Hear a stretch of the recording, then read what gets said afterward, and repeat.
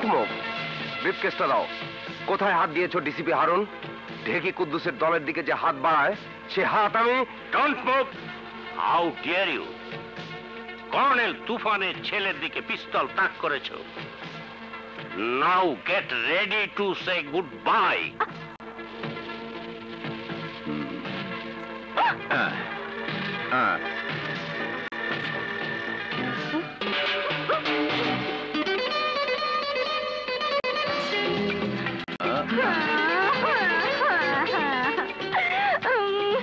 মামনি, এই ঢেকি কুদ্দুসটা কি? ওটা সন্ত্রাসী নামের অলংকার। তুমি আমার চুলমুচ করলে কেন? দাদু দাদু, বাবাকে কিছু বলো না, বলো না।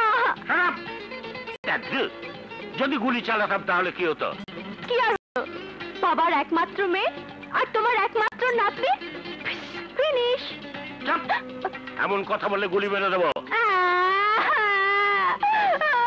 এবার দাদু নাতকে দরবার করো, আমার কাজ আছে। কাজ? পেটি পুলিশ অফিসারের আবার কাজ? কোটি কোটি টাকার ব্যবসা বাণিজ্য ফেলে চাকরি করে, পোকা বাছার চাকরি। কর্নেল হলে না হয় একটা কথা ছিল। দাদু না লাগলি।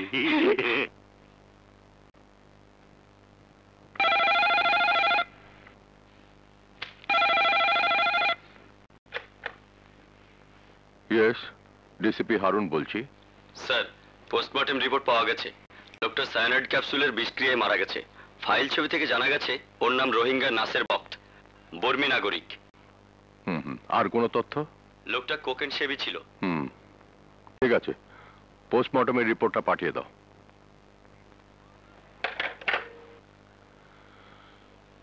তথ্য ফাঁস না করার জন্য সুইসাইডের পথ বেছে নিল।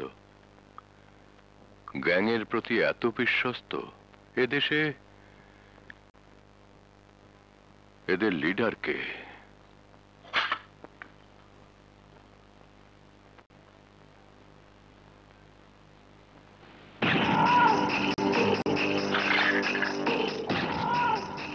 রোহিঙ্গা নাসের বক ড্রাগের ফর্মুলা নিয়ে আমার কাছে আসছে। এ খবর তুই আমাকে দিয়েছিলি চেঙ্গিস, কিন্তু পুলিশ জানলো কি করে? বস, ব্যাপারটা আমিও বুঝতে পারছি না। শালা ডিসিপি একটা টাল কুত্তা, গন্ধ শুকে খবর বের করে ফেলে। তাহলে তো আমার খবরও তো এতক্ষণ ডিসিপি হারুনের কাছে পরিষ্কার হয়ে গেছে। না বস, নাসের বক সুইসাইড করে আমাদের নিশ্চিন্ত করে গেছে। ডেগা, নির্বোধের মতো কথা বলো না। নিশ্চিন্ত করে যায়নি, সুইসাইড করে নাসের বক আমাদের চিন্তায় ফেলে গেছে।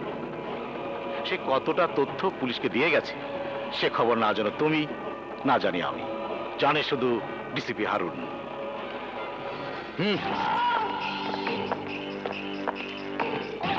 না না, ছেড়ে দাও, ছেড়ে দাও।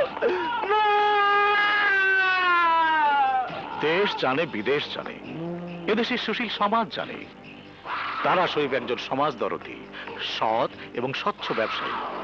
সুতরাং আমার কালো ব্যবসাটাকে পর্দা দিয়ে ঢেকে দাও।